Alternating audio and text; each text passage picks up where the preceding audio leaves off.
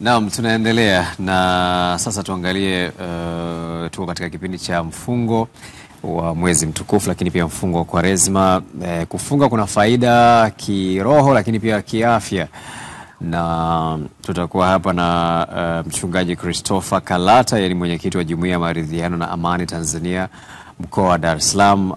Tutakuwa naye muda mfupi ujao akiwa nakaribia kwenye studio zetu, lakini tayari pia tumeshaungana naye Sheikh Ahmed Kandauma, yeye pia tutazungumza naye hapa kwa kina. Merci. Karibu sana Sheikh. Asante sana. Asalamu alaykum. Wa alaykum salaam wa rahmatullahi wa barakatuh. Karibu sana. So unakondaje Sheikh? Alhamdulillah bukhairi, tunamshukuru Allah. Chungu cha ngapi leo Sheikh? Leo chungu cha ngapi nyie mjui na nyie hamjajua leo chungu cha ngapi? Unajua sisi kwenye funga yetu sisi, kwa sababu sisi tunafunga Kwaresma, sisi hatusemi chungu cha ngapi.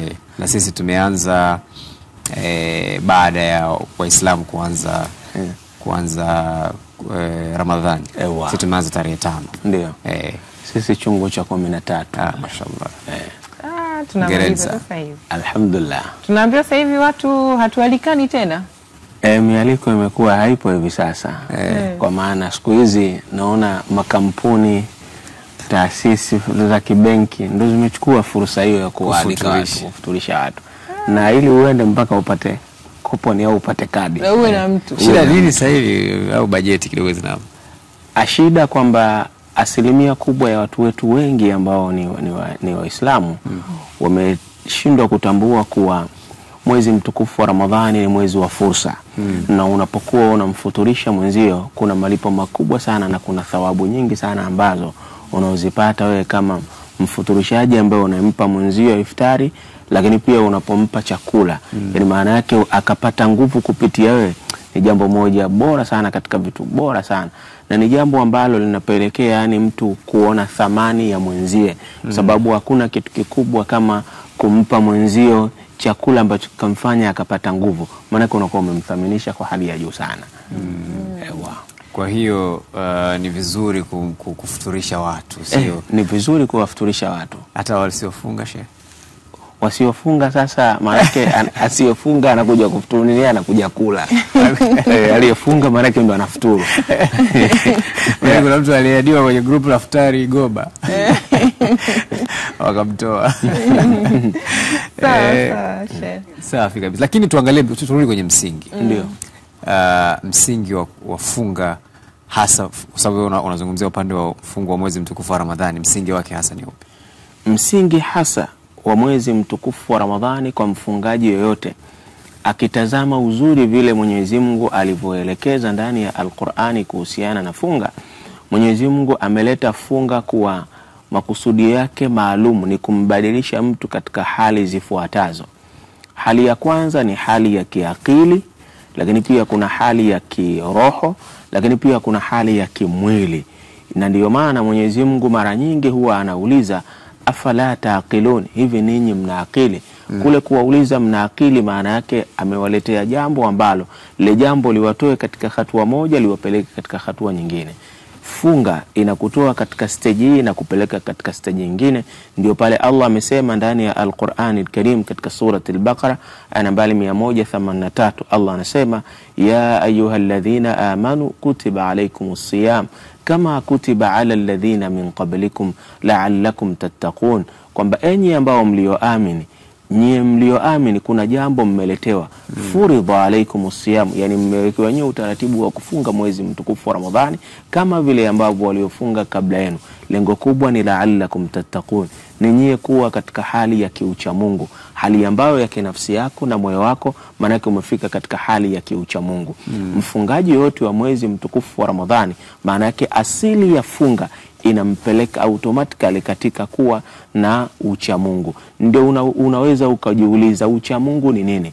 Ucha Mungu maana yake katika lugha nyepesi ni kuamrika katika yale ambayo Allah amekuamrisha, lakini kukatazika na yale Allah ambayo amekukataza. Maana yake yale mema yafanye, yale mabaya achana nayo.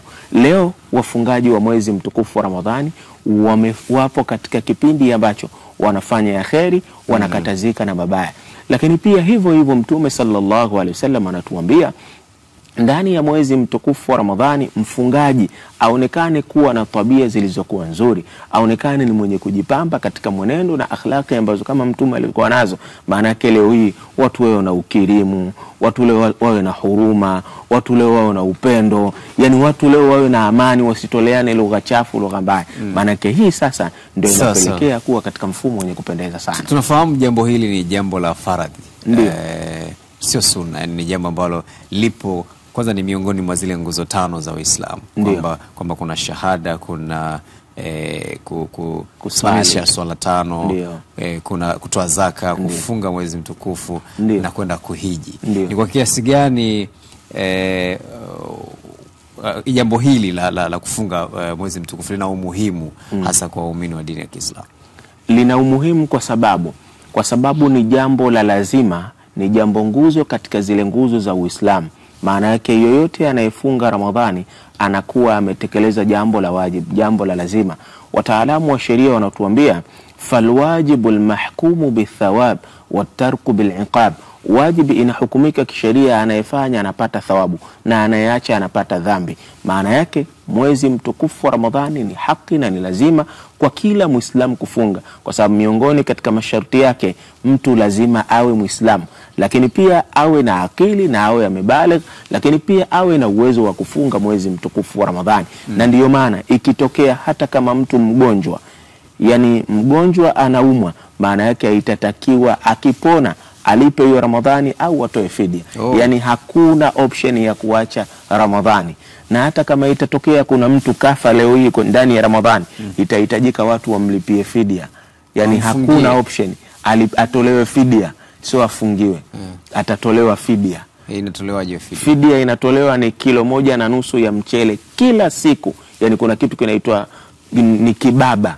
Kile kibaba kinatolewa, wanapewa mafakiri au wanapewa maskini. Yani hata kama mtu kafa leo, Ramadhani bado imebakia, ndugu zake watakuwa na haki ya kumlipia. Yani maana yake Ramadhani ni jambo la lazima. Hata kama alikuwa hajafunga. Hata kama alikuwa hajafunga, ile hali inawezekana maradhi yalimkumba wakati anaumwa, na ile hali yupo tayari katika Ramadhani. Sasa amekufa ile hali katika Ramadhani, atahitajika huyu alipiwe kwa sababu alikuwa ni mgonjwa.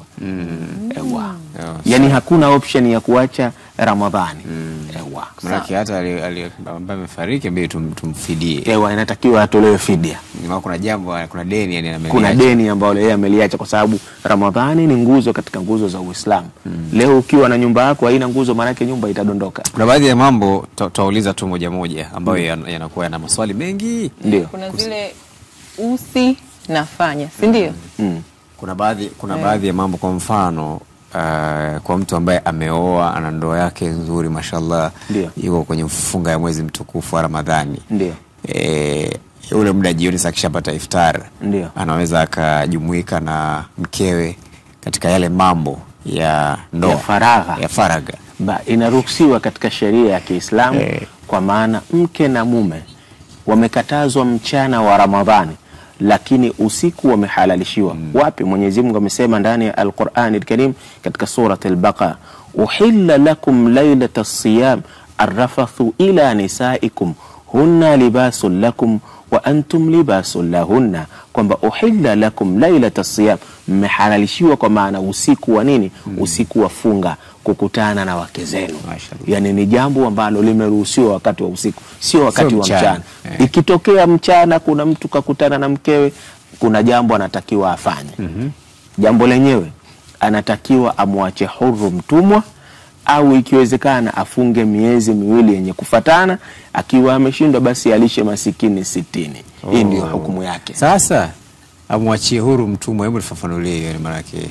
Hivi sasa hakuna watumwa, lakini wakati huo kulipokuwa na watumwa ndio mtu alikuwa anamwacha huru ule mtumwa. Wakati huo yani kabisa anamwacha moja kwa moja, anamwacha kwamba wewe mtumwa wangu ulikuwa unanitumikia mimi, hivi sasa nimekuacha huru, nenda kafanye maisha yako. Yaani sasa kwa sasa hivi muktadha huu sasa hivi hakuna watumwa. Sasa hivi hakuna watumwa, itabidi utafute mtu, itabidi afunge miezi 2 yenye kufatana. Akishindwa basi atafute maskini 60. Kama ana hela, ana uwezo, basi atafute maskini 60 awalishe. Na hiyo kwenye kuwalisha hamna kipimo Sheikh. Kipimo chake ni ile 1.5 kilo ya mchele, maana yake ndio utaratibu kwa kila mtu. Kwa hivyo unatakiwa kama ni kilo 1.5 ya mchele nani Mercy, maana ni kilo 90 za mchele. Unafuta kilo 90 za mchele uwape uwalishe. Ndio itakuwa kafara yako hiyo. Lakini kuna Messi, ngoja kwanza, najua una swali. Kuna mtu ambaye amefunga. Kuna watu wengine wana tatizo la kusahau. Yaani amefunga, ashasahau kama amefunga. Kuna sehemu kuna mandazi na chai akajikuta amekula. Baadaye anakumbuka kumbe nimefunga. Sasa nasikia watu wanasema hapo Mwenyezi Mungu akufuturisha, yaani Mungu ndio ukitokea hiyo unatakiwa ufanyaje shehe? Ikitokea mtu amesahau kibinadamu, na hii mara nyingi inakuwa ile funga za mwanzoni mtu inawezekana kaamka asubuhi kakurupuka yupo kwenye utaratibu mara anakunywa chai. Ikiwa ametokea amekunywa, basi Mtume sallallahu alaihi wasallam anatuambia kuwa mtu huyo ameshelezwa, amelishwa na Allah, lakini pia amenyeshelezwa na Allah. Hapo atakapofikia akikumbuka tu aache, asiendelee tena kula. Yani aache, hata yeye alikuwa hajashiba hapo maana yake inatosha, tena aache asikutue aendelee. Hata kama ndazi lilikuwa hilo tena litoe, maana ushakumbuka. Wewe ukiendelea na kufanya makusudi, ukiendelea sasa umekusudia sasa kwa ukiendelea ile siku unatakiwa uifidie. Utakiwa kuifidia kwa sababu hapo unamshukuru tu Mwenyezi Mungu, Bwana Mungu amenipa chakula. Nilikuwa nataka nisalie pale ambapo ulizungumza kwa wanandoa good luck, na kuna kwenye zile usi na ufanye, kuna mwanandoa ambao imefika asubuhi wamesahau kuwa safi. Wanatakiwa mtu kabla hujafunga uwe safi. Ile siku watatakiwa kufunga? Hapana, hawatakiwi kufunga. Ikiwa imetokea wanandoa wameamka, walipitiwa usiku, wameamka asubuhi, wataendelea na funga yao na watakoga na wala halina mashaka. Kwa sababu gani? Ilitokea wakati wa Mtume sallallahu alaihi wasallam. Mtume anaeleza katika hadithi kwamba yeye mwenyewe alikutana na hali hiyo, na alipoamka asubuhi akakoga akaendelea na funga kama kawaida. Siku hizi kwenye zama za mambo ya girlfriend boyfriend, mahusiano, sababu siku zinazozidi kwenda mwingiliano wa kitamaduni na vitu kama hivyo, unakuta vijana wanakuwa na mahusiano na binti katika namna ambayo unakuta kijana tena yuko na binti kabisa anaishi naye nyumbani kwake na hajamuoa. Sasa kijana huyu anaamua kufunga na anayempikia iftar ni yule binti ambaye anaishi naye, ambaye sio mke wake kihalali.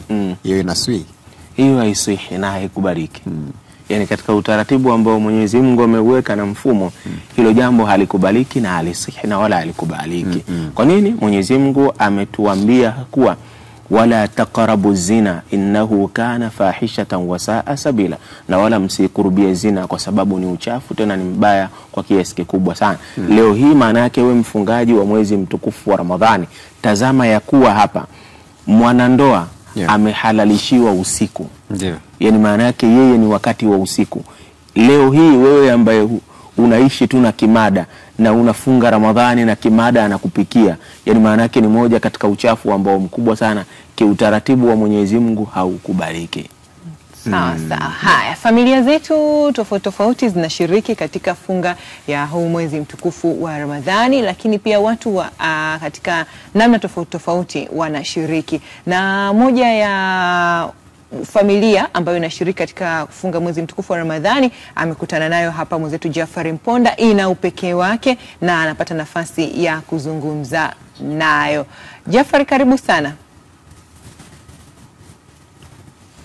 Naam, asante studio. Ni Chanika kwa Ngwale, hapa ndipo nilipo, na nyumba hii nyuma yangu hapa ni nyumbani kwa Rajab Kataya. Huyu ni mlemavu ambaye tutasikia historia yake kwa ujumla. Imekuwaje amekuwa mlemavu? Lakini mlemavu huyu, cha kustajabisha, pamoja na kwamba yupo kitandani, amefunga, na atatueleza ni siku ngapi ambazo amefunga, ikiwa tupo ndani ya mwezi wa Ramadhani, hali kadhalika ndani ya mwezi huu wa mfungo pia wa Kwaresma. Hivyo basi tusikie historia yake fupi, na kwa namna gani anamudu mazingira yake. Hiki ni kitimwendo chake ambacho tumekikuta hapa, lakini yeye amelala kitandani hapa.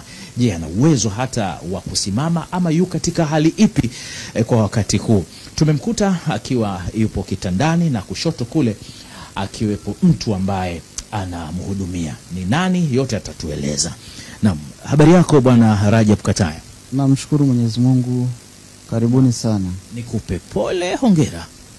Kwa sasa hivi mimi naona unipe hongera tu. Kwa kweli umekubali. Nilitaka nijue katika hayo mawili. Ungesema pole ningekuwa kidogo, lakini kwa kuwa umesema nikupe hongera, basi umekubali yale ambayo yamekukuta. Kwani kulikoni zaidi mpaka upo kitandani? Mwaka 2020 mwezi wa 3 nilipata ajali ya pikipiki maeneo ya Lugalo Jeshini. Ndio ikanisababishia kupata ulemavu kwa sababu niliumia uti wa mgongo. Kwa hiyo kuanzia pale mpaka leo sina uwezo tena wa kukaa, kusimama wala kutembea. Ndio sababu hasa umenikuta nipo hapa kitandani. Ajali ya pikipiki ulikuwa bodaboda au ilikuwa ndio usafiri wako katika shughuli zako? Ilikuwa usafiri wangu katika shughuli zangu. Ndio. Unafanya shughuli gani? Wakati huo nilikuwa nafanya shughuli kwenye kiwanda cha simenti Wazo. Kwa hiyo mara moja nikipata nafasi basi naenda kule na usafiri wangu, saa nyingine naendesha bodaboda. Kwa hiyo ilikuwa mwaka gani? Ilikuwa mwaka 2020. Naam. Tangu mwaka 2020 hapo ikawa hukusimama tena? Kwa kweli sijaweza kusimama tangu siku ile nilipata ajali. Mpaka sasa shida yako kubwa ni nini ambayo inasababisha usisimame, maisha yako yawe ni kulala tu? Mimi nimeumia kitu kinaitwa spinal cord. Spinal cord ni kitu ambacho kipo mgongoni kinachosaidia kupeleka taarifa kutoka juu kwenye ubongo kupeleka chini. Kwa hiyo baada ya kuvunjika uti wa mgongo ikaathiri ile nyuro ambayo inashusha taarifa chini kwa ajili ya kwenye miguu. Hiyo ndio sababu. Naam. Sasa unamudu vipi maisha yako ukiwa kitandani? Hapa bwana, kwa kweli kwanza ni washukuru wa Tanzania, marafiki, ndugu na jamaa. Mimi sina uwezo, sifanyi biashara yoyote hapa. Lakini nashukuru tu wa Tanzania kwa huruma yao. Ndio ambao wananisapoti pale ninapokuwa nina changamoto, nina shida ya pesa, vitu vyote wananisaidia wao. Kwa hiyo niseme tu ukweli kwamba na wao ndio wanaoniangalia kupitia Mwenyezi Mungu, wanawawezesha, basi na mimi wananisaidia kwa kadri wanavyoweza. Mwanadamu ana mahitaji mbalimbali, kwa maana ya kwamba kuvaa, kula, na wakati mwingine hata kupata yale mahitaji muhimu. Nani yuko nyuma yako ambaye anakusaidia katika hili kwa sasa? Nyuma yangu yupo mtu ambaye ndiye anayenisaidia kwa maana ya kwamba ni mwenzangu, niko naye kwa sasa. Huyu ndiye anaibeba jukumu lote hapa. Unavyoona mimi siwezi chochote. Kuoga, kunisafisha choo, kunisafisha kila kitu, kunipandisha kwenye hiyo wheelchair nikitaka kwenda hospitalini kufunga kidonda, kila kitu. Yeye huyo ndio anabeba hayo majukumu kwa sasa hivi. Kwa maana mwenzako ni mkeo? Ni mke wangu, naam. Kwa hali hiyo ulokuwa nayo, ana nafasi gani ukimzungumzia? Kwa kweli ana nafasi ya kipekee kabisa. Changamoto nilokuwa nayo mimi hapa, kama unakuja mtu ambaye yani huna moyo, siku zako 2 tu unaondoka. Lakini namshukuru Mungu, yeye niko naye kwa muda sasa na amekubali kunisaidia. Kwa kweli Mwenyezi Mungu amlipe kwa kile anachokifanya kwangu. Rajab Kataya, pamoja na kwamba upo kitandani, tupo ndani ya mwezi wa Ramadhani. Sina shaka wewe ni muumini. Ikoje hii kwenye masuala ya ibada? Namshukuru Mwenyezi Mungu, mimi nipo kwenye ibada ya funga kwa sasa, na nafunga leo kwa mimi leo ni siku ya 14. Kwa hiyo nashukuru Mungu, Mwenyezi Mungu amenisaidia kunipa nguvu ya kufunga. Napambana na hiyo hali, lakini kiukweli niseme tu kwamba changamoto iliyokuwepo ni ya kupata tufutari na mahitaji madogo kwa sababu kama nilivyokueleza mwanzo kwamba mimi niko kitandani nimelala. Uwezo wa kuingiza pesa hapa mimi sina. Kwa hiyo kikubwa mimi nawategemea tu wa Tanzania, ndio ambao wananisupport kwa kila wanachokiweza. Lakini kiukweli hali ni ngumu kwangu. Lakini namshukuru Mungu, naendelea kufunga. Sijakata tamaa kwamba kwa vile nimekosa hiki na kile basi nisifunge, la hasha. Sasa wewe unaftari nini kwa hali hiyo? Futari na mimi hata ugali nafuturu hapa shekhe. Nikiwa na 600 700 na nunua unga na namwambia bibi hapa asonge ugali tunafuturu. Basi maisha yanaenda. Kwa hali ambayo unapitia hivi sasa na kama unavyoeleza hivyo, futari yako inakupa faraja gani wewe kutekeleza wajibu wako wafunga hali ya kuwa upo kitandani? Mwenyezi Mungu ameweka ibada ya funga hii ni lazima, na kwa mtu ambaye anajitambua kufunga ni lazima, labda mtu ambaye ni majununi, kwa maana ya mtu ambaye hana akili timamu. Lakini mimi japo naumwa, lakini kwa vile nina akili timamu basi na ni lazima kufunga. Sasa siwezi kusema kwamba kwa vile naumwa basi niache kufunga. Hapana, hiyo hainizuii mimi kufunga. Mimi nafunga pamoja na kwamba napitia kwenye hizo changamoto ndogo ndogo za kukosa futari, saa nyingine napata. Namshukuru Mungu kwa sababu hakuna ulazima mpaka upate futari nyingi. Hata ukifuturu maji, ukifuturu chai, ukifuturu uji, basi ndio futari hiyo. Rajab Kataya, Mungu akubariki sana na akufanyie wepesi katika hii hali unayopitia. Allahumma amin. Lakini si wewe tu, pamoja na mkeo. Allahumma amin. Zidi kumpa moyo wa subira na kwa kukuhudumia, na bila shaka na malipo makubwa mbele ya Mungu. Allahumma amin. Ni Rajab Kataya huyu, hapa ni nyumbani kwake, tumezungumza naye kwa hakika, na hapa ndipo anapokidhi mahitaji yake yote, kwa maana ni kitandani, na sina shaka hili ni godoro maalum ambalo amelilalia hapa kutokana na tatizo alilokuwa nalo la uti wa mgongo mara baada ya kupata ajali ya pikipiki. Hili ni godoro maalum ambalo wanaita mattress. Kwa hivyo basi ndilo ambalo linamsaidia kwa namna moja ama nyingine. Huu ni mwezi wa kufunga Kwaresma, Ramadhani hali kadhalika. Sina shaka mioyo yetu inatukumbusha kufanya mambo mbalimbali ya kheri. Hivyo basi wakati ambapo wewe unapata futari 7, wengine futari yao inakuwa ni ngumu sana, na wengine wanafutari mpaka ugali hapa alivyotuambia ndugu yetu Rajab Kataya. Kwa muktadha wa msimu tuliokuwa nao, mtazamaji wa Morning Trumpet, Rajab Kataya yeye anasema anafurahia sana maisha yake haya kufanya ibada hali ya kuwa yuko kitandani, kwa sababu kufanya hivyo kwake ni wajibu. Nirudishe kwenu mawasiliano haya kwa muendelezo wa yale ambayo yanajiri katika wasaa wetu huu wa Morning Trumpet. Shukran sana Jafari Mponda kwa kutukutanisha na ndugu yetu hapo, na hapa studio kama tulivyokujuza hapo awali kwamba hapo baadaye tutaungana na mchungaji Christosila Kalata, na ni mwenyekiti wa Jumuiya ya Maridhiano na Amani Tanzania mkoa wa Dar es Salaam. Tayari ameshafika hapa studio. Karibu sana mchungaji. Asante sana. Karibu sana. Tumefurahi kuwa nawe asubuhi ya leo. Amen, amen. Lakini kabla tujaje kwako sasa, na utuelezee juu ya funga ya Kwaresma, tupate neno kidogo hapo kutoka kwa Sheikh Kandauma. Ndugu yetu pale amesema ana ugonjwa kwake haufanyi aache funga. Hakika ni moja ya kitu ambacho kikubwa sana, na mimi binafsi kimeniingia katika nafsi yangu, kwa maana yani ni uchamungu ulioje ambao Allah amempa mtihani. Pamoja na kumpa mtihani, lakini anatekeleza jambo la wajibu. Yani malipo yake kwa Allah yanakuwa ni malipo sana, tena makubwa sana. Na wallahi kama kutazamwa mtu anatakiwa atazamwe kwa macho makubwa sana, na kama kusaidiwa basi anatakiwa asaidiwe kwa kiasi kikubwa sana, kwa sababu anatenda jambo la wajibu katika hali ngumu, hali ya maradhi, lakini anatekeleza wajibu ambao Allah subhanahu wa ta'ala amempangia yeye kama Muislamu, yeye kama mfungaji wa mwezi mtukufu wa Ramadhani. Na kwa wale majirani zake sasa, au kwa hata ambaye amemuona hapa, wana wajibu gani kwa yani ikiwa wewe ni jirani, ikiwa wewe umemuona, hebu fikiri tu siku moja wewe na pia ukawa upo kitandani, alafu una majukumu, alafu una watu ambao wanaokutazama, maana yake una haki ya kumsaidia.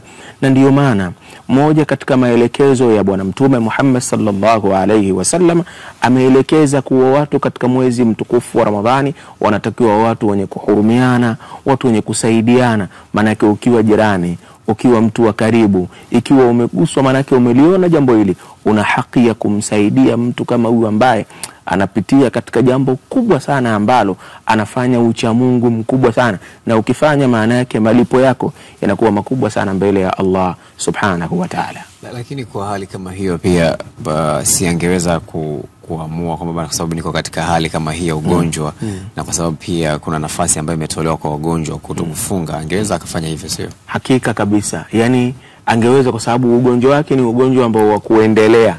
Yani ni ugonjwa ambao wa uendelevu, hautarajiki kwa maana kupona, lakini amesema mimi pamoja na hali lakini nafunga kwa kutafuta radhi za Mwenyezi Mungu Subhanahu wa Ta'ala. Ni mtu ambaye wallahi amefanya jambo la kidhati ya kiucha Mungu, na Mwenyezi Mungu hapo alipo anamlipa malipo maradufu, na yote maana yake atakayemsaidia anapata malipo makubwa sana mbele ya Allah Subhanahu wa Ta'ala. Naam, Mchungaji Kalata. Ndio. Karibu sana. Asante sana kwenye matangazo yetu, na tumezungumza mengi sana kuhusiana na mwezi mtukufu wa Ramadhani kwa urefu sana. Lakini sasa turudi kwenye Ukristo, msingi wa kufunga kwenye Ukristo. Mimi nitasimamia faida za kufunga kwa Mkristo, na unaweza ukaona kwamba ndio hivi vipindi vya kufunga ni kama vinagongana vile. Ndio. Kwaresma na mfungo wa wenzetu hawa ndugu zetu, mfungo huu wa Ramadhani. Na utaona kwamba kwa nini sasa hizi dini mbili hizi zinakutana na mfungo wa namna hiyo. Kwa hiyo mimi nizungumze tu kwamba Kwaresma ni kipindi ambacho tunayaangalia mateso yake Bwana wetu Yesu Kristo wakati akielekea Yerusalemu kwa ajili ya mateso. Lakini pia tusikae sana katika eneo hilo. Tuone kwamba Bwana Yesu ametumwa na Mungu kuja duniani kwa ajili ya mwanadamu ambaye amepotea, na kwa kurejesha uhusiano wa huyu mwanadamu na Mungu inabidi Bwana wetu Yesu Kristo apitie mateso. Na mateso makubwa ambayo Bwana wetu Yesu Kristo anayachukua ni zile dhambi ambazo mwanadamu anazifanya na anaendelea kuzifanya. Kwa hiyo Bwana Yesu alikwisha fanya hivyo. Hakuja kwa ajili ya watu fulani peke yao, amekuja kwa ajili ya ulimwengu mzima. Shehe yuko hapa anaweza kuthibitisha hilo, ni kwamba Bwana Yesu anatambulika kote. Sehemu zote mbili anatambulika. Lakini sasa hebu tujikite sasa katika kufunga. Faida zake ni nini na kwa nini wanafunga? Unajua kufunga sio sheria. Kufunga ni kanuni ambayo Mungu ameiachilia kwa wanadamu. Sasa wanadamu wenyewe wajiulize kwa nini hizi dini mbili kubwa wanafunga. Wanafunga kwa sababu gani? Ni kanuni ambayo Mungu ameiachilia kwa wanadamu. Na tutashangaa sana tukijua kwamba Mungu anawapenda watu wote. Na kama Mungu anawapenda watu wote na amewapa kufunga. Kufunga maana yake ni kukaa katika maombi na sala na dua, sio shekh. Kukaa katika sala na dua, kuacha uovu. Ukisoma katika ile Isaya 58 mstari ule wa 3 hadi wa 5, Mungu anasema hivi: saumu niliyoichagua. Kama hivi ambavyo tumepita muda mfupi hapa tumemwona yule ambaye ni mgonjwa. Saumu niliyoichagua ni kuenda kuwaona wahitaji, wanaohitaji mahitaji.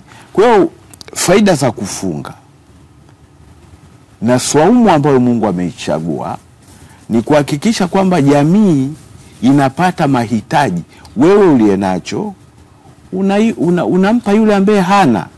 Na saumu sio kumlazimisha Mungu. Saumu ni Mungu mwenyewe ndiye aliyeichagua ili kusudi mwanadamu awe karibu naye. Kwa hiyo kuna faida nyingi sana za kufunga. Faida za kufunga, muda wa kufunga, unafanyaje? Je, ni mbinu gani unaitumia katika kufunga? Kufunga kuna faida gani? Sasa hebu nianze katika mwili. Mwili wa mwanadamu una vitu ambavyo vinazalishwa ndani ya mwili wa mwanadamu. Na unapofunga unautiisha mwili kuondokana na mambo mbalimbali. Jambo mojawapo ambalo mwili unashika adabu yake wakati wa kufunga ni kuondosha magonjwa ambayo yanasababishwa na tabia ya mwili. Kwa mfano kula. Unaona kula mavyakula hayo ambayo yanaingia ndani ya mwili wa mwanadamu, na yakiingia katika mwili wa mwanadamu yanazalisha mambo mengi. Wote sisi ni mashuhuda. Ugonjwa wa sukari, ugonjwa wa moyo, viliba, vinini vile vinaitwa vinini, vitambi. Uzito uliopitiliza. Vitambi vile ni nini, stores zile. Zinaitwa zile ni stores za mwanadamu. Yaani vile vitu pengine kinakaa store yani kama ile ni store ile. Yaani tubadilishe tu jina kuanzia leo tuite store. Mwako usiite kitambi ukakisifia. Ili tukichukie. Nadhani Profesa Janabi akiwa kusikia watakuwa furahi. Kwa hiyo mwili wa mwanadamu unatiishwa ili utumie kwa kiasi vile vitu vinavyotakiwa kutumika katika mwili, kwa sababu mafuta yanapokaa katika mwili wa mwanadamu yanatakiwa yachomwe. Kwa hiyo katika mwezi huu wa kufunga, sisi na wenzetu, mafuta yanachomwa na hayaingii kwa wingi ndani ya mwili wa mwanadamu. Na faida nyingine ni kwamba huzeeki haraka. Unaona kweli mzee wangu. Huzeeki haraka. Uhai wako unaongezeka. Sasa utaniuliza uhai unaongezeka namna gani? Unaongezeka kwa sababu vile vitu vinavyousababisha mwili kuweka store vitu ambavyo vinauzuru mwili vinakuwa havipo. Ndio. Na kama vinapokuwa havipo, mwili unakuwa shwari. Unakuwa smart. Kwa hiyo maisha yanaongezeka. Ndio maana wazee wa zamani walikuwa wanapiga miaka 120. Sasa sisi tunastaajabu. Sasa hivi mtu anagonga 30 kisha kuwa mzee. Sasa hiyo ni faida. Faida nyingine, uzito unapungua. Ni kweli mzee wangu. Uzito wa mfungaji unapungua. Alafu pia unakuwa mwepesi. Ndio. Unakuwa mwepesi.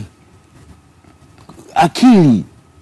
Tunazungumza sana swala la afya ya akili. Afya ya akili inasababishwa na kula ovyo alafu kutokumjali Mungu. Watu hawamtii Mungu. Kwa hiyo shazoea kula vitu vitamu nini. Kula vitu vitamu, hasa vitamu vibaya sana. Mpaka upewe sheria. Sasa kufunga kunamsababisha mtu awe na maisha marefu. Awe mcha Mungu. Ndio. Aache uovu. Aiangalie jamii. Kama umeajiriwa serikalini, tena juzi nilikuwa na mtu mmoja hapa ni Muislamu, nilimuuliza wewe dini gani? Akasema Muislamu. Akasema uso wako mbona naona umekuwa safi. Wewe safi sana. Hapo uongo huweki wewe. Akasema bwana, mwezi mtukufu. Ana nuru. Anakuwa na nuru. Unasikia? Yaani unakuwa na nuru. Mtu aliyefunga ukimwona kakaa kigumegume ujue hana ibada huyo. Yaani anafunga tu kujilazimisha. Anajitesa, sio kufunga. Anashinda njaa. Anashinda njaa, huko ni kujitesa. Kwa hiyo ziko faida nyingi. Na taifa ambalo watu wake wanakaa katika ibada. Wanauacha uovu. Hakuna ufisadi. Unajua kufunga tunaweza tukajikita kwamba ni kuacha kula vyakula kwa muda fulani, lakini hata maneno machafu ni kuyaacha Kipindi hicho. Yes, kuacha. Kwa nini wewe mdomo wako kila saa unamwaga sumu? Hiyo sumu unamwagia nani? Kwa hiyo kipindi hiki, na labda tu niendelee kusema kwamba kufunga sio kwa vipindi hivi tu. Kwa mfano sisi wa Kristo kwa Kwaresma, lakini ni tabia inayoendelea. Mtu anayefunga haishii tu kwenye vipindi hivi. Anaendelea maisha yake kumcha Mungu. Je, unaonaje wakati wa kipindi hiki cha Kwaresma na Ramadhani, mfungo wa Ramadhani, watu walivyo na discipline? Watu wana nidhamu. Kwa nini tusiwe nayo hiyo miaka yote niwe katika maisha yetu? Kwa hiyo faida za kufunga ni nyingi, nimeelezea hizo chache kabisa. Ila ukifunga bila ibada, bila kufuata maelekezo ya Mungu, kwanza unajitesa, utakuwa unasikia kila saa hamu ya kula, unasikia hamu ya kula, na kuna sauti ndani ya mwili zinakuambia wewe unajitafutia vidonda vya tumbo. Utaumwa. Wewe utaumwa, wewe utakufa. Hiyo ni sauti ambayo inatoka kwa adui. Lakini mtu anayefunga hadhuliki. Lakini pia katika kufunga, tabia hii ya kufunga, wale wenye umri chini ya miaka 18 hawalazimishwi. Sasa sijui kwa upande wa mwenzangu hapa Sheikh anaweza kuelezea baadaye, lakini kuanzia 18 kurudi chini watoto. Yani nikisema watoto hawalazimishwi kufunga. Lakini na wazee na wagonjwa na wagonjwa, wazee, wagonjwa kama mzee akufunga kwenye ujana wake ndio basi tena. Sasa hiyo matatizo. Bwana zingatia sana siku za ujana wako bwana. Lakini zikishaondoka ndo zimeondoka hivi. Na sisi tukae sasa tukifundisha, kwa sababu dini haikuanza leo. Taratibu za Mungu kumtaka mwanadamu awe na tabia njema hazikuanza leo. Mimi nashangaa sana katika upande kwa sababu mwanadamu ana mwili, nafsi na roho. Mimi nashangaa sana hawa watu wenye tabia mbaya, wanatoa wapi hiyo tabia, hayo maadili wanayatoa wapi? Sasa kwa mfano, sio kipindi hiki cha Kwaresma tu unasema kwamba sasa bwana, Kwaresma ni kuwa na unyenyekevu, kukaa karibu na Mungu. Kwaresma ikiisha, kama watu wamefunguliwa. Nataka niulize hapa, ni kwa nini kwamba watu wanajishikilia kipindi hiki cha msimu, baada ya hapo wanarudi tena kule walikokuwa? Na hiyo ndio tabia. Yaani inakuwa ina maana gani sasa? Mwanadamu ana tabia fulani ya ajabu sana. Na kuna wakati kwenye kitabu cha Mwanzo Mungu alisema hivi. Unajua kuna kipindi Mungu hata kwa wenzetu Waislamu wanafahamu, kwa sababu Agano la Kale almost limo katika Qur'ani. Alipoifuta dunia kwa gharika, si ndio Sheikh? Akaifuta dunia kwa gharika, na ule moto uliochoma ile miji, himo imeandikwa katika Qur'ani. Sasa akawafuta waovu, akaanza upya yale. Mungu akasema hivi, mimi basi sitashindana na mwanadamu, kwa sababu kila analoliwaza ndani ya moyo wake ni ovu. Kwa hiyo sasa watu wa dini, watu wa kiroho, tukazane sana, kwa sababu mwanadamu ndani ya nafsi yake. Tena pointi nyingine ni kwamba faida za kufunga ni kwamba unausafisha moyo. Ndani ya moyo wako linakaa neno la Mungu.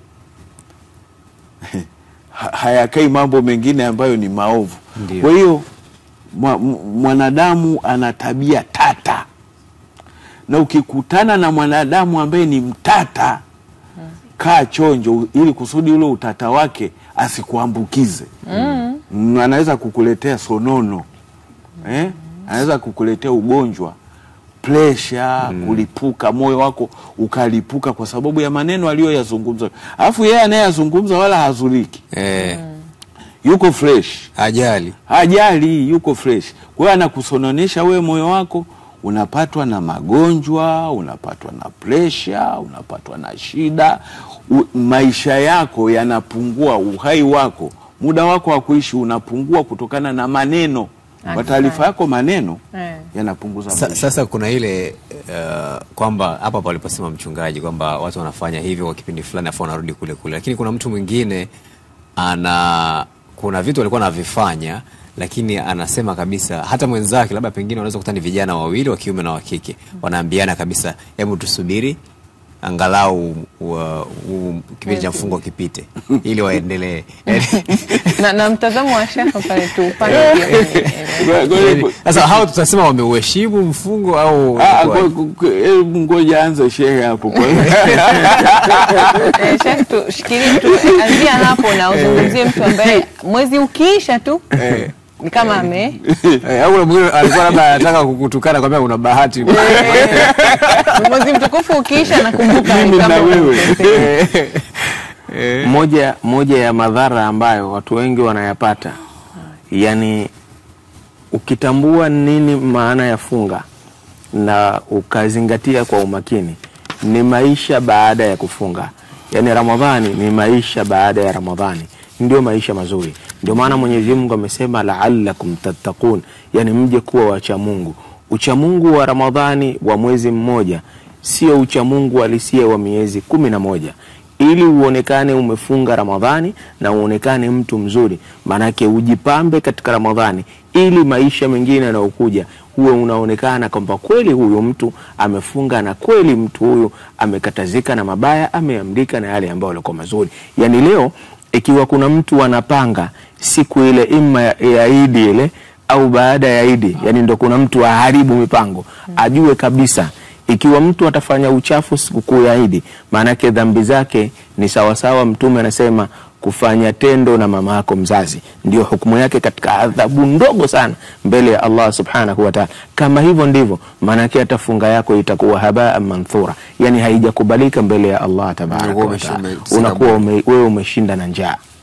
Kuna maisha baada ya Ramadhani, maisha ya mwezi mmoja wa Ramadhani ya watu leo kila unaimuona usikia kati sahaleku, yani zile sahaleku nyingi, yani kwamba mimi kuna mtu nimemwambia bwana kwenye Ramadhani, yani usije ukakurupuka unasema bwana kuna mke bwana au kuna mume bwana, watu wote ni wacha Mungu.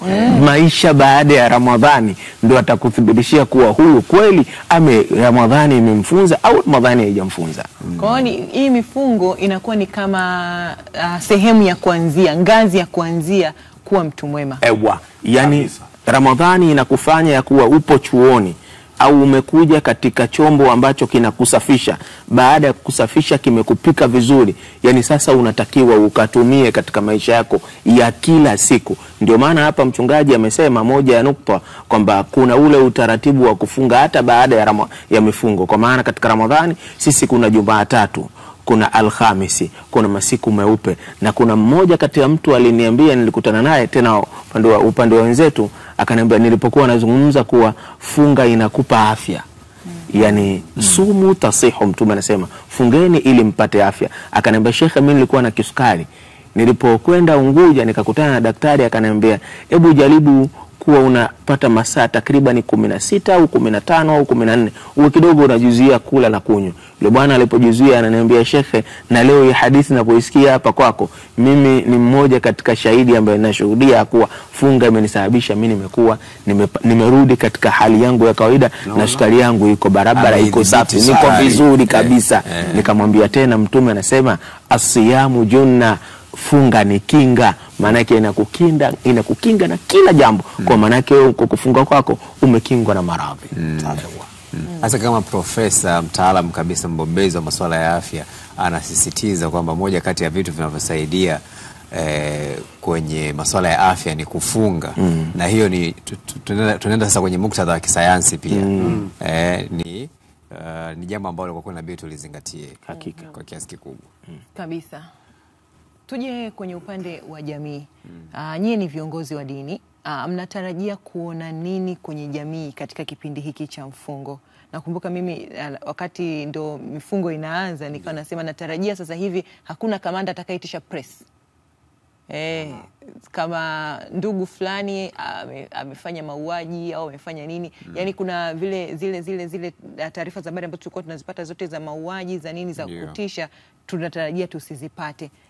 Nyie mnakuwa mmeiandaa vipi jamii na mnatarajia vipi nini kwenye jamii katika kipindi?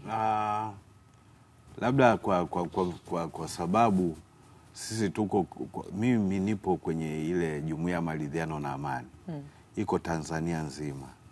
Na ni kwamba huwezi ukaambiwa tu kwamba mtu kapotea, jamii yani isijue.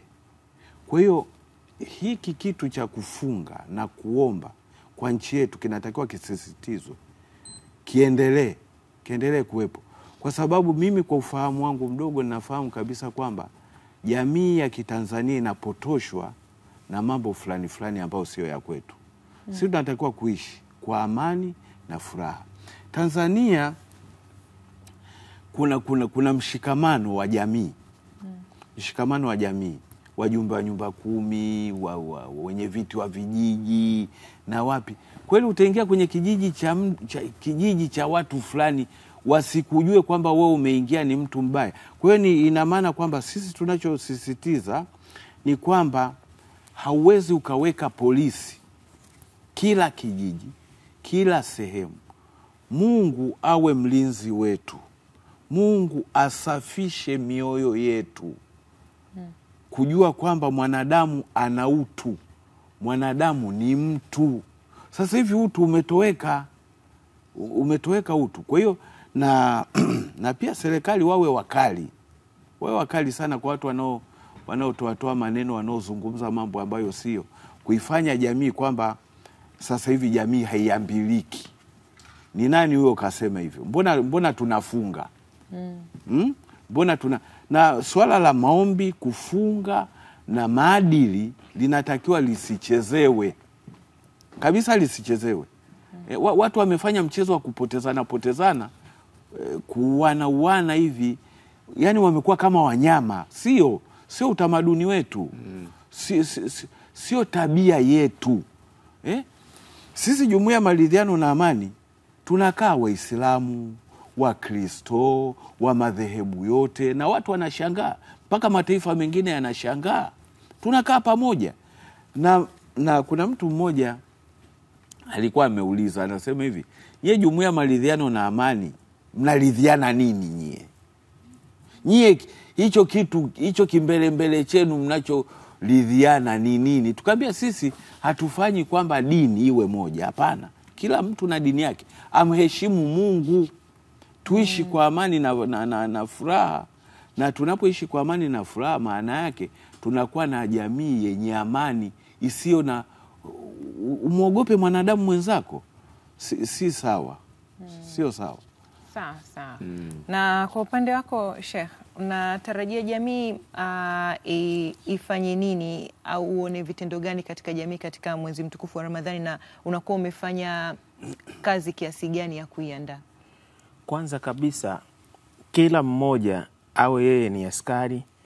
Yani kila mmoja awe ni jeshi ambalo linapokea taarifa mbaya na kuzifanyia kazi. Sio kuwa unapokea taarifa mbaya alafu unakaa nazo. Yani wewe kama wewe mwanajamii, ukiwa baba una jukumu lako, ukiwa mke mama una jukumu lako, ukiwa kijana una jukumu lako. Kila mmoja ana jukumu lako. Kwa nini? Mwenyezi Mungu ametuambia, wataawanu ala albirri wattaqwa wala taawanu ala alithmi waludwan. Yani sisi tunatakiwa tuelekezane sote kwa pamoja katika mambo yaliyokuwa mazuri na tukatazike na mambo yaliyokuwa mabaya. Maana yake al-aunu, maana yake ni tusaidiane sisi. Yani wewe unapoona jambo zuri msaidie mwenzio. Unapoliona jambo baya unatakiwa ukatazike na hilo jambo baya. Haiwezekani leo hii jamii ikawa inaharibika alafu na wewe unakubali. Yani leo hii itakuwa ajabu sana, mwizi kaiba nyumba ya pili alafu anakuja kujificha kwenye nyumba yako na wewe unamstiri, yani wewe umemhifadhi. Hili litakuwa ni jambo ambalo halipendezi. Maana yake utakuwa unaendelea kufuga wezi katika nyumba yako. Lakini pia ifikie wakati, kwa maana yani watu wanapokuwa wanaishi ni lazima waishi kwa mipaka. Leo tunafunga Ramadhani kwa sababu tuna mipaka tumewekewa. Dini imetuelekeza kufunga hivi. Manake hata hivyo, manake kwenye jamii yote isiyochunga mipaka, manake inaenda katika hali ya uharibifu. Yani kila mmoja binafsi, mmoja kwa mmoja atambue kuwa mimi jukumu langu ni hili, kama majukumu yangu ni haya, manake natakiwa nikae katika njia hii. Mtume Muhammad sallallahu alaihi wasallam yeye alifanikiwa katika maisha yake kwa sababu aliwaandaa masahaba katika mfumo ambao wao kwa wao kujitambua, wao kwa wao kupendana. Tutengeneze utaratibu wa kupendana, tutengeneze utaratibu wa kuhurumiana. Tunavopendana leo kwenye Ramadhani, tunavohurumiana leo kwenye Ramadhani, ndio maisha ya kila siku. Isije ikatokea kama vile ambavyo maisha tuliokuwa nayo hivi sasa. Mtoto wako akichapwa tu kidogo na jirani yako, unaanza kwenda kupigana na jirani. Yani je, mtoto unamfunza au ndio mtoto unamharibu? Wazee wa zamani imeonekana na imethibitika, mtoto kafanya kosa anaadhibiwa na mzazi mwingine, na akienda nyumbani akileta fujo anaadhibiwa tena. kuonyesha ya kuwa mtoto kumbe analelewa na watu wote. Maanake jamii inatakiwa ilelewe na kila mmoja. Jamii isilelewe na serikali tu, jamii isilelewe na polisi tu. Jamii, sisi sote ni mapolisi, sisi sote ni wasimamizi wa jamii zetu. Jamii inapoharibika, maanake sote tumeharibika. Sasa ndio na sasa hivi pia wakati tunamalizia pia kuna jambo la kubwa sana ambalo limekuwa tishio ambalo linatokana na mwingiliano wa kiutamaduni, kukua kwa teknolojia. Sasa hivi tunaona unakuta kunakuwa na mahusiano kati ya watu wa jinsi moja. Kunakuwa na vitu ambavyo hatujawahi kuvizoea kwenye tamaduni zetu, vitu ambavyo vinakuwa vinaletwa na vyote vinaenda kinyume, sio tu na tamaduni zetu, baba mchungaji, lakini pia ni kinyume na yale ambayo Mwenyezi Mungu anaelekeza katika vitabu vyake. Katika kipindi hiki tunakitumia vipi pia kuhimiza jamii kurudi kwenye mstari, kuachana na ama kutoiga mambo hayo? Tena afadhali umeuliza wewe, kwa sababu wewe ni kijana. Mungu alisema hivi katika kitabu cha Mwanzo: zaeni mkaongezeke, zaeni mkaijaze nchi. Wewe kuzaa ni amri. Sasa wewe tena sio kuzaana tu, kumiliki na kutawala. Watanzania tunatakiwa tumiliki na kutawala, tuzae. Sasa kijana, unamkuta kijana akafikisha miaka 30, hata hamu ya kuoa hana. Hii hatari kubwa hii. Unajua shetani ana mbinu mbaya. Anatafuta hela kwani. Anatafuta hela za wapi bwana? Hiyo hamu yako unaipeleka wapi? Kwa sababu Mungu amemwekea mwanadamu vitu vya kuzaa. Unajua mwanamke ni shamba. Mwanaume ni mbegu. Ndio. Kuzaana na kuongezeka. Unajua wakati ule, unajua sasa hivi haya mambo ya sijui ushoga, sijui ndoa za jinsia moja, unajua hayakuanza leo. Sodoma na Gomora ilichomwa moto, walikuwepo hivyo hivyo. Niwakumbushe watu, walikuwepo hivyo. Sasa hivi ushetani umezidi. Kwa hiyo unajua hii mambo ya ushoga, kuoana kwa jinsia moja, ni vitu vinavyochekewa, vinachekewa na jamii. Sisi viongozi wa dini tusimame na kuliasa taifa kwamba tumepewa amri ya kuzaa na kuongezeka. Sasa hii mbinu ya kusema kwamba mwanaume amuoe mwanaume mwenzie imetoka kwa nani? Tusiwe na kigugumizi. Hii haikutoka kwa Mungu, imetoka kwa shetani, ibilisi. Na ndio maana vijana sasa hivi wanawaza mambo ya pesa. Akumbuke kwamba hata mzazi wake alipomuoa mama alikuwa hana pesa.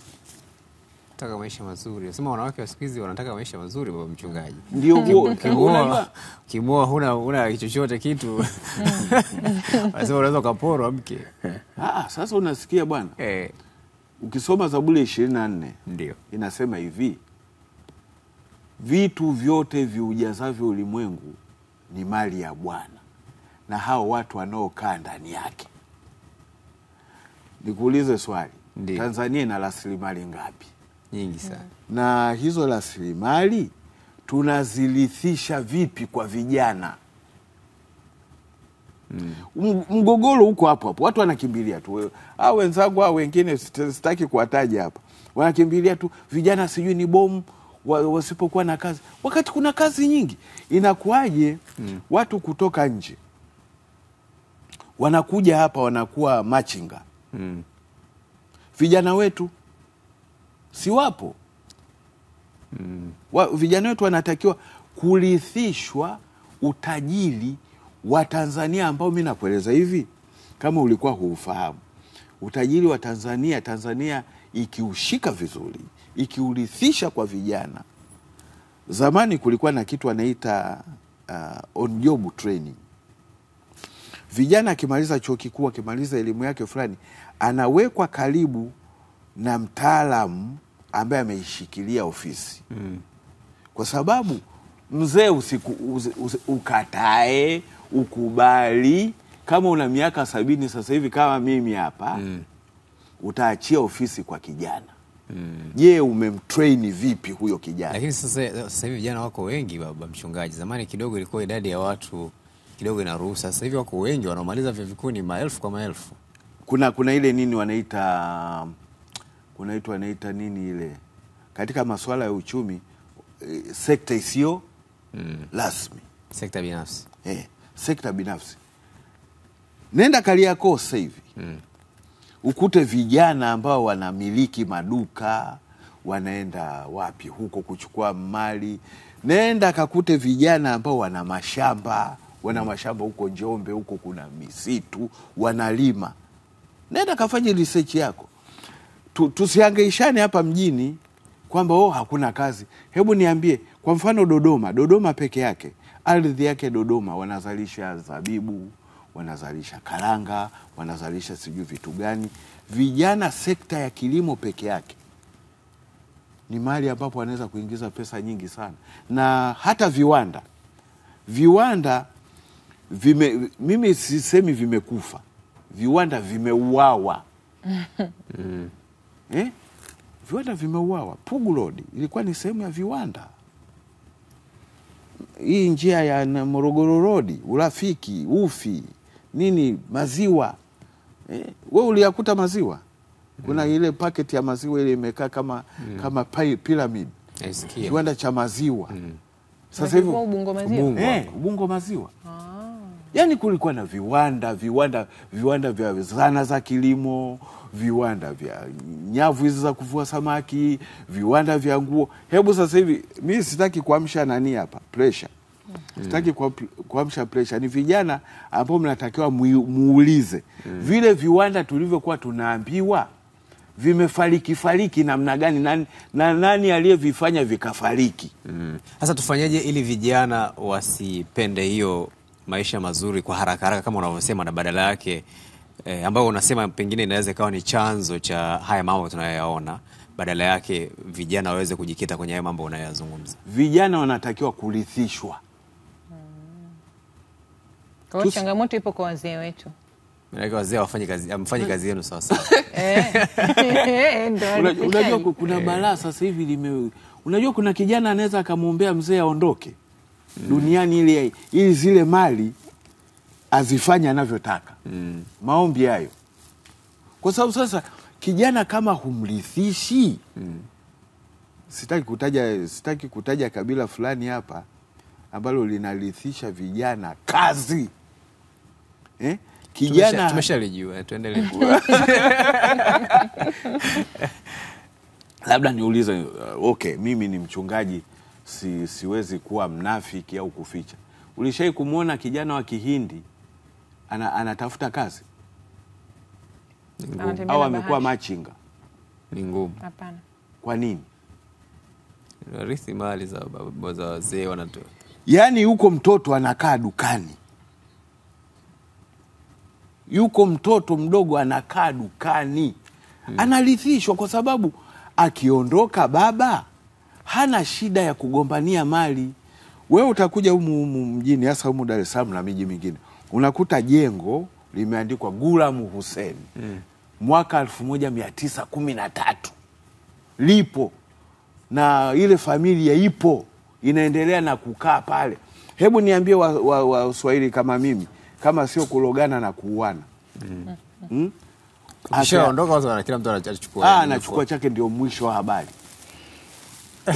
Kwa hiyo tunatafuta taifa letu turudi, hasa kipindi hiki cha mfungo wa kufunga, tumrejee Mungu, kwamba tusiogope kuwarithisha vijana wetu na kuwazoeza kazi za biashara, kazi za nini mambo kama hayo. Mohamed Mo si ni kijana yukoje? Tajiri. Sheikh, kwa kumalizia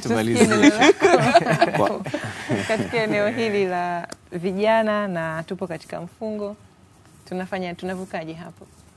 Moja ya faida ya kuvuka, kijana kama kijana anatakiwa atambue ya kuwa moja mtu ambaye muhimu sana katika watu muhimu sana katika jamii husika ni kijana, na vijana wametumika kwa hali kubwa sana katika kupata mafanikio na wakapata yani level kubwa sana.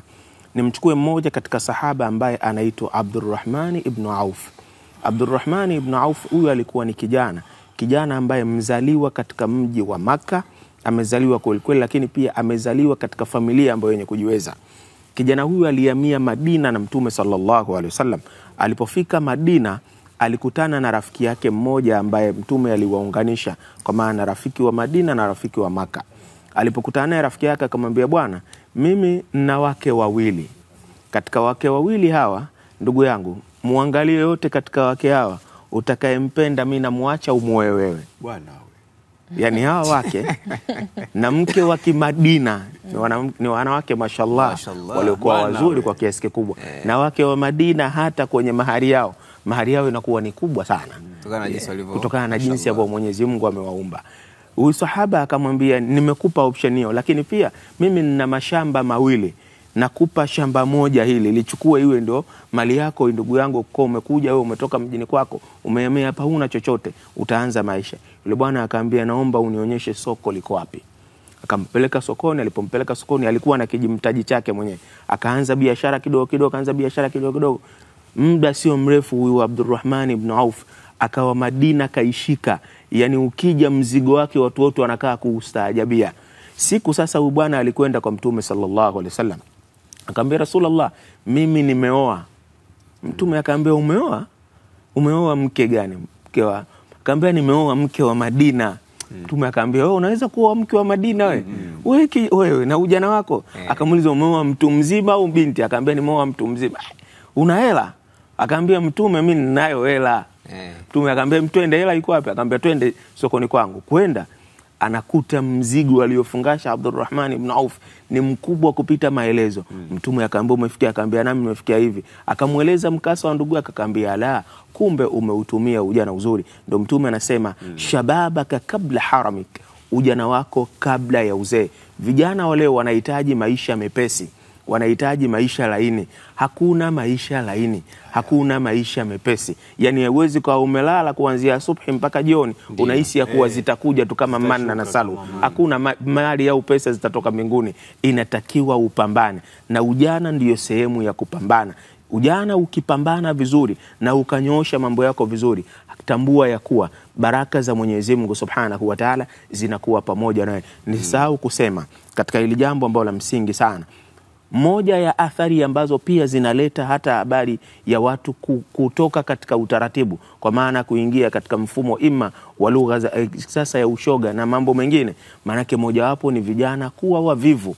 Yani mtu anakuwa mvivu, inapelekea mpaka saikolojia yake ya akili anaamini kupewa. Yani ukiamini kupewa, we mtoto wa kiume, we kijana, wakati wewe unatakiwa utafute, upambane, uwape watu, lakini leo unataka kupokea, ndugu yangu, unatengeneza tatizo, unatengeneza athari kubwa sana. Nawashukuru sana viongozi wangu. Mmemaliza kwa ujumbe mzuri sana kwa sisi vijana. Na Messi pia kwa kukazia wale vijana wenzangu ambao wao mama pia kujirahisisha mambo na kuamua kuwekeza, kufanya uwekezaji kwenye masuala ya mikeka. Na wengine wanajiita maafisa hilo wakati mwingine ili bomu wakati mwingine nalizungumzia nafikiri wameupata ujumbe. Vijana wenzangu, na mimi tuwasikilize sana viongozi wa dini hao, wana mengi ya kutujuza.